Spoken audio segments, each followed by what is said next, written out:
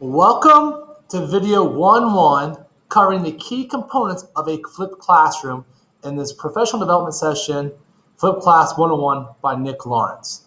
Most of the material, if not all the material I am using and the concepts are credited to Joe Lamb. So Mr. Joe Lamb in our science department has kind of refined and taught me how to do the flipped classroom. And so what I'm going to walk through with you guys today is how I run my classroom with these key components and the advantages that I have now at my fingertips because I get to do these videos. So a couple of things about the video itself is I am using Screencastify. It's an add-on that you could put. You can get a free version to make 5-minute videos, or for $30 a year, you can make videos where you record your voice for up to a half hour. So that's what this button is, and that's how I am doing it. But what you are doing right now is you are actually experiencing a video that my kids would experience every either Monday, Tuesday, or Thursday night for my class. So the kids will get this video assignment on Google Classroom like you did when you came in. They will take notes like you are doing, and at the end, they'll complete a Google survey, which you would do as well. So you are actually experiencing my classroom on the flip side as you learn, of course, what a flipped classroom is and the key components. So the learning targets. This video will help you understand the key components of a flipped classroom. And you're actually experiencing those components as I do it in my class. A few key vocabulary terms you will hear in this video are listed here. If at any time you don't understand a content, or you don't understand a video or a vocabulary term, pause the video, Google it real quick, and then come back and pick up. But most of these should be self-explanatory, or they'll be defined in the slides below. So the first step, or the first key component to a flipped classroom is taking video notes. These notes are designed for students to interact with the video. So that way a kid doesn't just simply watch a video and forget it, but they have a resource to, one, engage with the material, but also keep it in their binder so that they can come back and review and reflect. Here's an example of the notes that my kids have taken on the recent video. What I like to do is I make it 1 to 2 pages long. I like to do fill in the blanks, kind of like what you're doing. And again, I have my students keep it in a binder, and so I will always print these off as a 3-hole punch.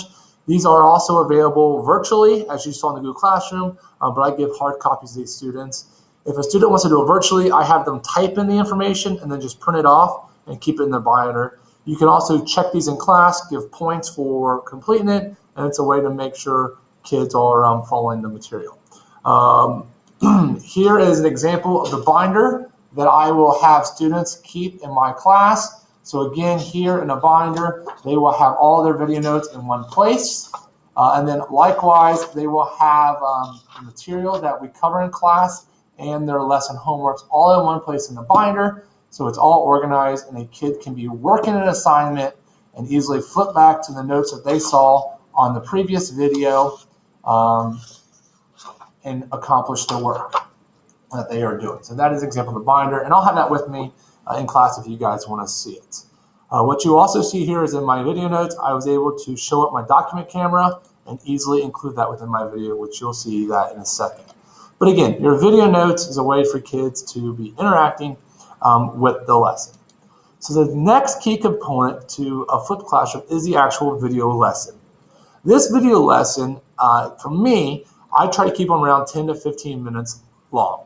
These lessons are designed to cover the key material and to show key practice problems. I use YouTube as a platform. I create a YouTube channel, very easy, free to do. My name is Lawrence_Kim, but really the YouTube is just a way to store the videos, and I link them all back to my Google Classroom, kind of like how you found it when you joined the Google Classroom. Some things about the video lessons. For me, I like it because, one, I can share that key information, and if a kid is not getting it, or if they need to pause it to absorb information, they can pause, re-listen, as opposed to an in-class lecture. They can't have access to that material again once you already covered it. So I love the fact that my students can pause a video, re-watch it, or even before a test, go back and watch it again to kind of jog their memory with very minimal effort. And I like also, too, that when students are absent, they easily get all the material and all the content from my voice that they missed. And again, it's all set up on Google Classroom, so when a kid's absent, they already know what to do, and they can even do this from home. A couple other key advantages to doing the video lesson, or key things that I do. First of all, I sign the video lessons as the main form of my student homework, meaning the kids in my class will have about a half hour of homework every Monday, Tuesday, and Thursday night. So my students know that Monday night, Tuesday night, Thursday night, by 11 p.m., they need to watch these 10 to 15 minute videos and then take that online survey to get credit. So when they watch the video, even though the video is about 10 to 15 minutes long, they'll be pausing the video to fill in the notes, but then also to try a few practice or sample problems, and they'll take them about 5 minutes to answer the Google form, which you'll see in a minute. So again, for me, I like to do those on Monday, Tuesdays, Thursday nights. I like to have it due by 11 p.m. I will look at those results, and then the next few days of class will determine how much I reteach, recover, or how much time kids will get to work on lessons in class. A couple other things here. You can use that document camera like I showed you. The good thing about this, especially in a science class, is I can show them with my own hand how I would solve a problem using the different resources about how they would do it. So this follows that model of demonstrating to students, modeling for them how to complete problems, and then giving them a chance to do it themselves. So after I give them a practice problem and I show them how to do it, I will have them pause the video and then give them a new problem where they do it themselves, and then they can press play and check the answer.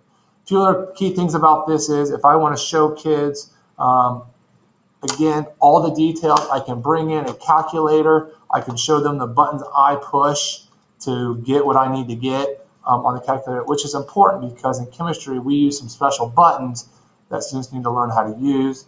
And so again, I like this because I can show it all very simple. I can lay it all out. For the kids who need to see it again or who take longer doing practice problems, they're not waiting on other kids in the classroom who are either slow or fast. And so again, it just makes learning a little more individualized. And I don't think it wastes some class time when kids are doing practice problems. So there's a lot more you can do with the video lesson.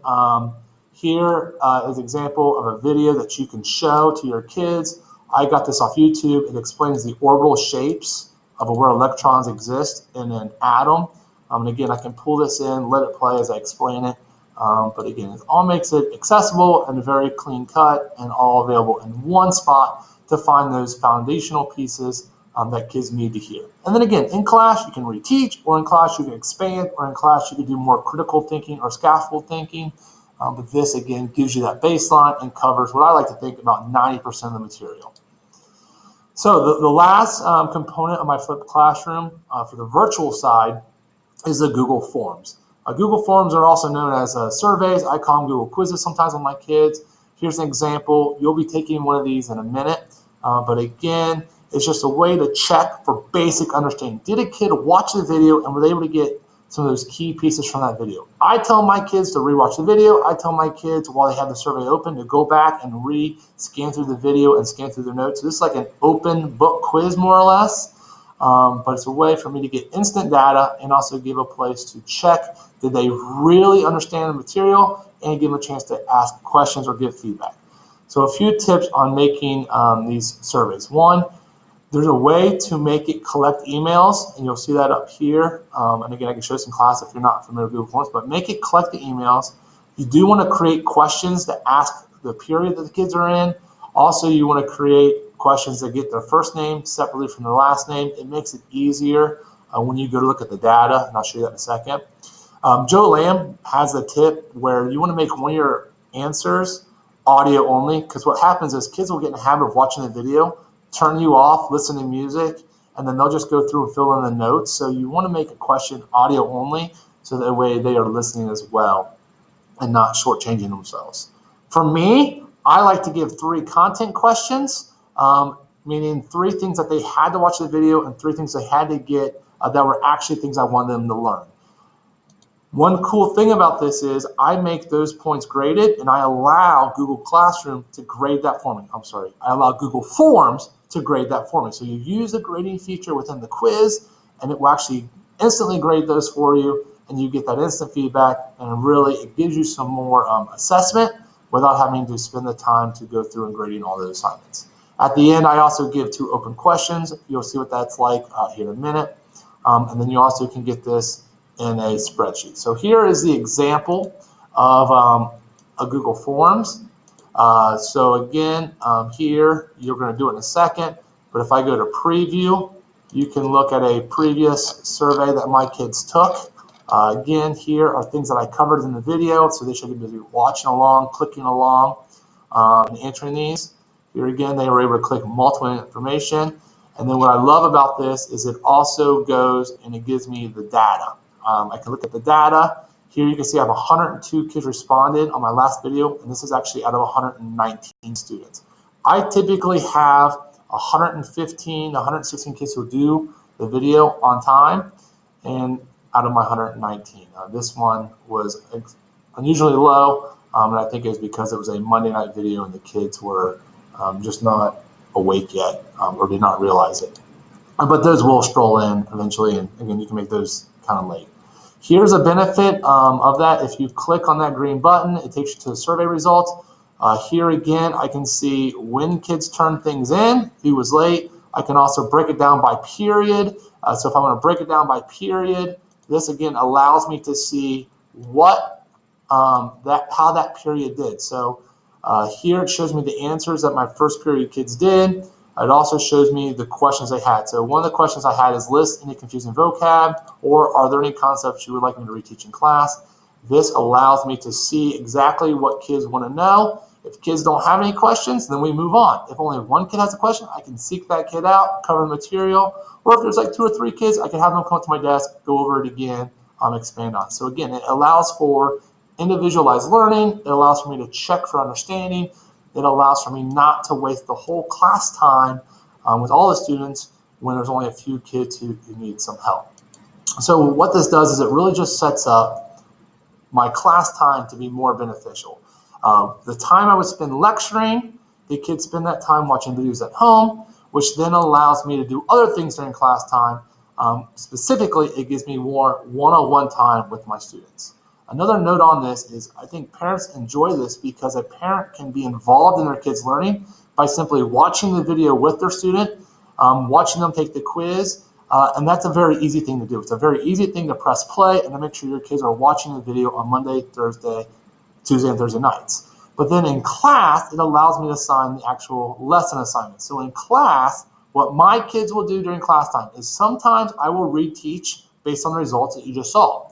I will also spend time in class having my kids read the lesson, read the textbook, and then I will practice with them highlighting and annotating the text, and then I will let them work on their homeworks in class. If a student works hard and is very diligent, they will have very little to no homework on their own outside of class. So they'll be working on worksheets in class, and it allows me to check their shoulder, answer the questions right away.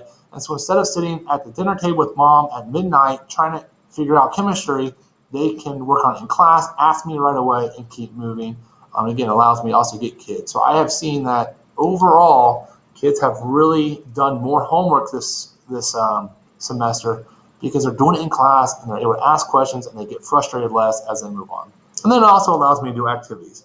I try to do activities where kids get out of their seat, work in groups, give real life situations. They could be labs, they could be experiences, but really it's the same things they're doing on the worksheet. It's just in a different format so that kids are basically tricked into doing an activity while they're still practicing the habits or practicing the questions. A slide that we like to include is the too long didn't watch.